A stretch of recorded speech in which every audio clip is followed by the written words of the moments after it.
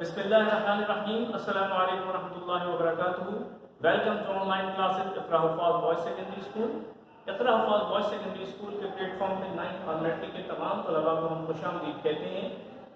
और आज हमारा जो टॉपिक है चैप्टर 3 का, वो है types of velocities, different types of velocities.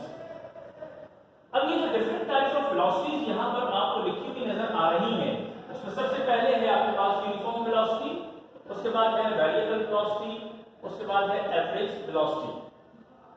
इन तीनों को समझने के लिए आइए हम अपना काम स्टार्ट करते हैं, अपना काम की इब्तिदा करते हैं इस एक डायग्राम से जो यहाँ पर आपको नजर आ रही है। देखिए ये हमारे पास एक टाइम लाइन है। ये टाइम लाइन दरअसल टाइम को शो कर रही है, जिसमें टाइम सेकंड्स में लिया गया है और यहां से यहां तक ये डिस्टेंसेस या डिस्प्लेसमेंट्स हैं जो यहां से यहां तक बॉडी कवर कर रही है। हमें ये मालूम है कि displacement divided by time velocity का फॉर्मूला होता है।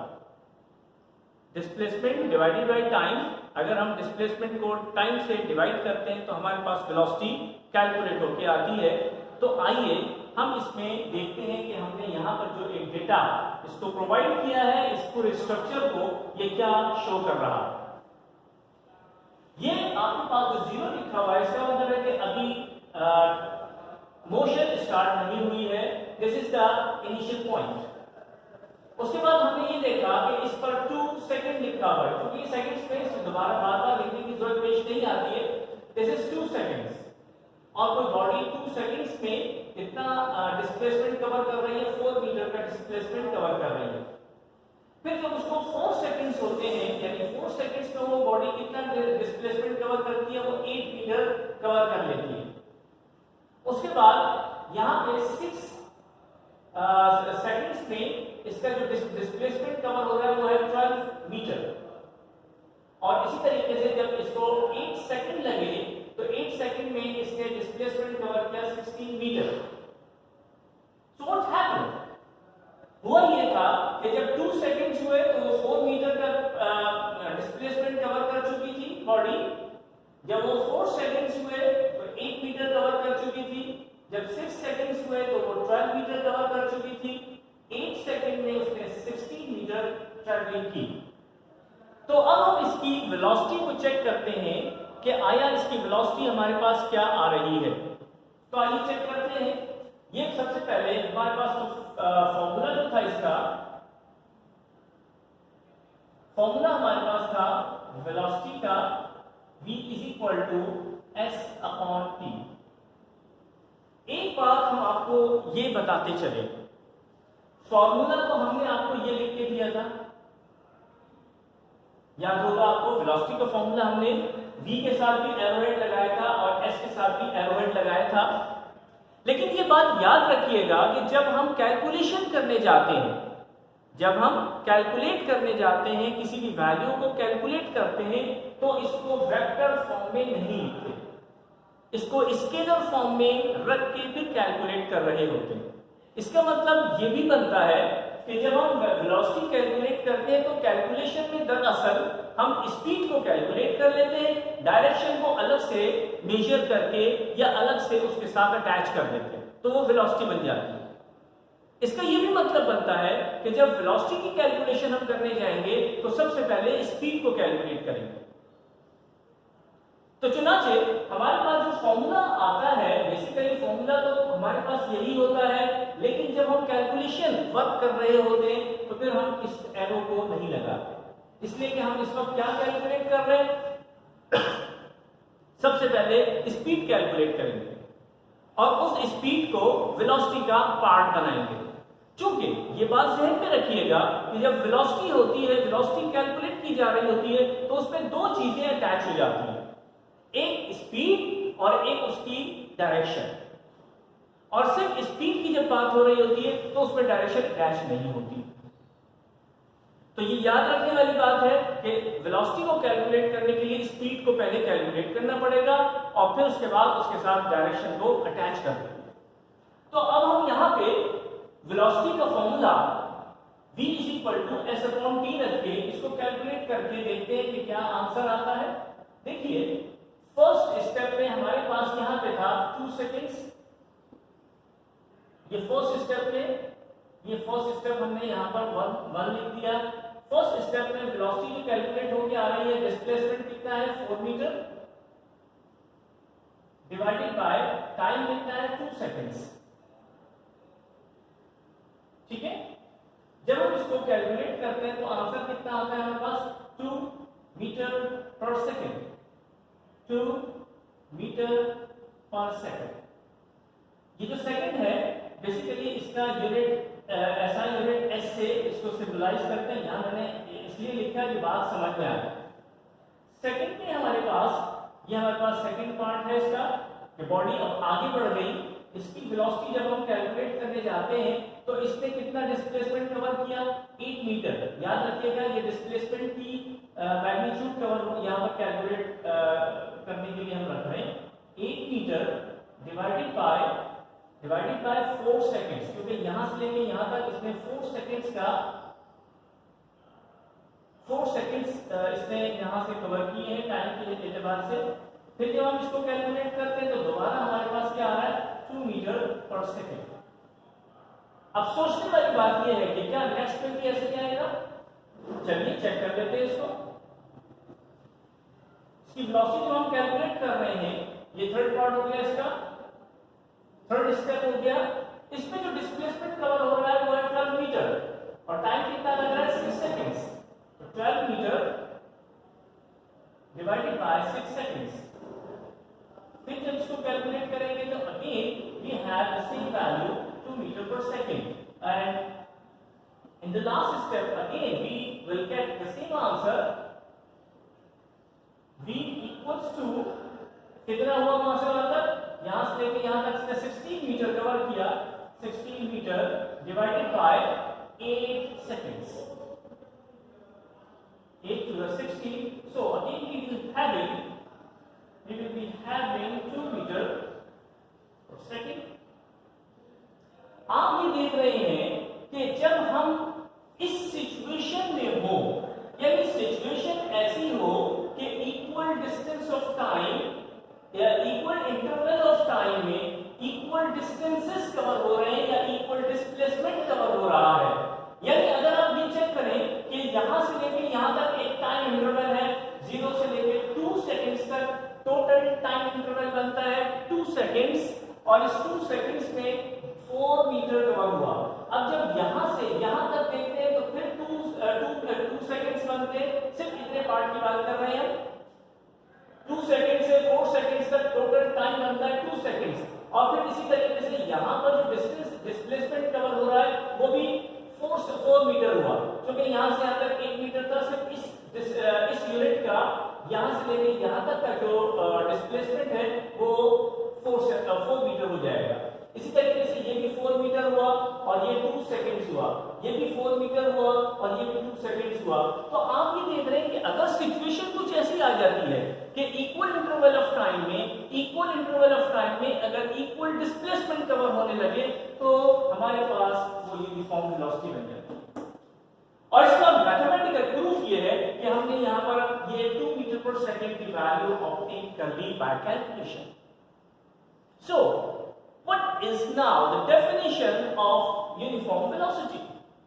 Uniform velocity of a body is said to have the equal displacement covered in equal interval of time।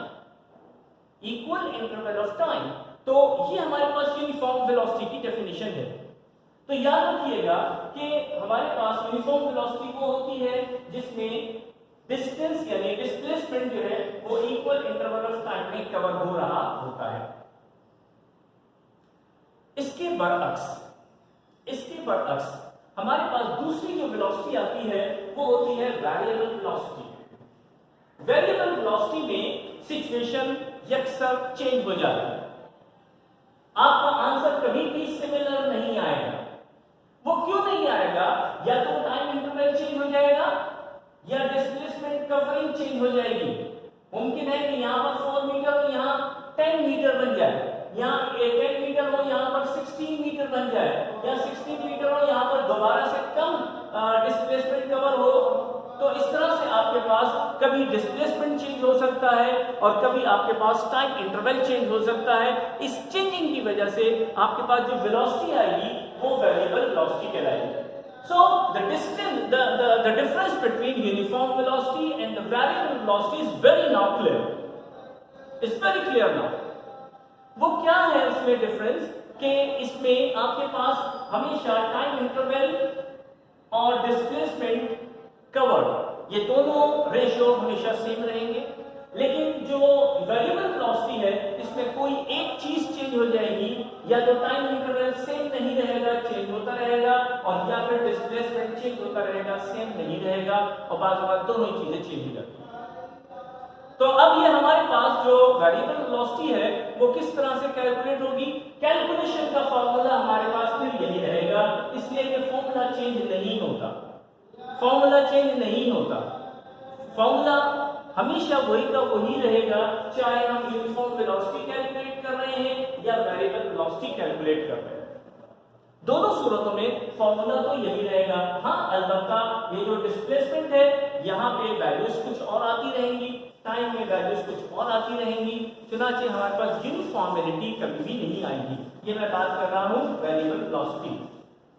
तो हम इसके सामने जो ये टेबल हमने एक यहाँ पर बनाया है, हम ये लिख सकते हैं कि यूनिफॉर्म वेलोसिटी कब होती है? Same displacement same interval of time. और वेरिएबल वेलोसिटी के लिए हम क्या कहेंगे? इसमें दो बातें आ जाएंगी, सेम डिस्प्लेसमेंट में डिफरेंट इंटरवल आ जाएगा, या डिफरेंट डिस्प्लेसमेंट में सेम इंटरवल आ जाएगा। ठीक है, और बाज़ औक़ात ऐसा भी होता है, बाज़ औक़ात ऐसा भी होता है कि ये भी डिफरेंट है और ये भी डिफरेंट है। तो ये जहन में रखिएगा कि हमारे पास यूनिफॉर्म वेलोसिटी और वेरिएबल वेलोसिटी में क्या डिफरेंस होता है, किस तरह से इसको रिप्रेजेंट करते हैं। अच्छा, इसकी डेफिनेशन क्या बनेगी वेरिएबल वेलोसिटी की? जिस तरह यूनिफॉर्म वेलोसिटी की डेफिनेशन एक है हमारे पास, when a body covers the same displacement in same interval of time, it is said to have the uniform velocity. Similarly, the variable velocity वो क्या बनेगी हमारे पास? If a body does not cover the same displacement in same interval of time, it possesses variable velocity. So these two are very close to each other, but entirely different. Uniform velocity कहां पाई जाती है? देखिए, ऐसा तो बड़ा मुश्किल काम है कि हम यूनिफॉर्म वेलोसिटी को कहीं डिटेक्ट करें। प्लैनेटरी मोशन यूनिफॉर्म मोशन है, नो डाउट। ऑलमोस्ट इलेक्ट्रॉन्स की जो रिवॉल्विंग होती है around nucleus, this is also almost uniform velocity. लेकिन जब हम अपने चारों तरफ अतराफ में देखते हैं तो हमें हमेशा वेरिएबल वेलोसिटी ही नजर आएगी, इसलिए कि यूनिफॉर्म वेलोसिटी के लिए तो टाइम इंटरवल भी बहुत यानी सेम होना चाहिए और डिस्प्लेसमेंट भी सेम होना चाहिए। लेकिन जब हम अपने चारों तरफ देखते हैं तो हमें वेरिएबल वेलोसिटी कैसे नजर आती है? कहीं डिस्प्लेसमेंट ज्यादा हो गया, कहीं टाइम इंटरवल कम या ज्यादा हो गया।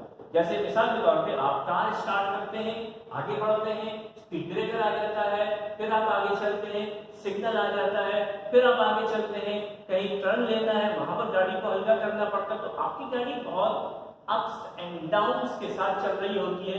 There is no need to have the uniform velocity for that. इसी तरीके से आप ये देख सकते हैं कि यूनिफॉर्म वेलोसिटी प्लैनेटरी मोशन में तो हमें पता है, आइडियली भी और थ्योरेटिकली भी हमारे पास ये और इसके प्रूफ भी मौजूद है कि यूनिफॉर्म वेलोसिटी के साथ ये प्लैनेट्स रिवॉल्व कर रहे हैं। लेकिन दुनिया में कहीं पर अगर ये यूनिफॉर्म वेलोसिटी पाई जाती है तो हम ये समझते हैं the speed of light, you can see, यानी लाइट को आप देख सकते हैं, speed of light having uniform velocity. Signals आपके मोबाइल सेट में या चैनल्स में या किसी भी तरीके से जो भी सिग्नल्स आ रहे होते हैं वो यूनिफॉर्म वेलोसिटी के साथ आते हैं। साउंड जो एक जगह से दूसरी जगह ट्रैवल करती है या वेव्स की कोई भी फॉर्म हो वो हमारे पास यूनिफॉर्म वेलोसिटी की फॉर्म होती है। इसी तरीके से वेरिएबल वेलोसिटी जो है वो दुनिया में हर जगह पाई जाती है और इसकी मजीद डिटेल अभी तो बाकी है, अभी तो हमने सिर्फ इसका इंट्रोडक्शन आपको दिया है। इंशाल्लाह इस टॉपिक को लेके हम चलते रहेंगे। अब बात आती है एवरेज वेलोसिटी।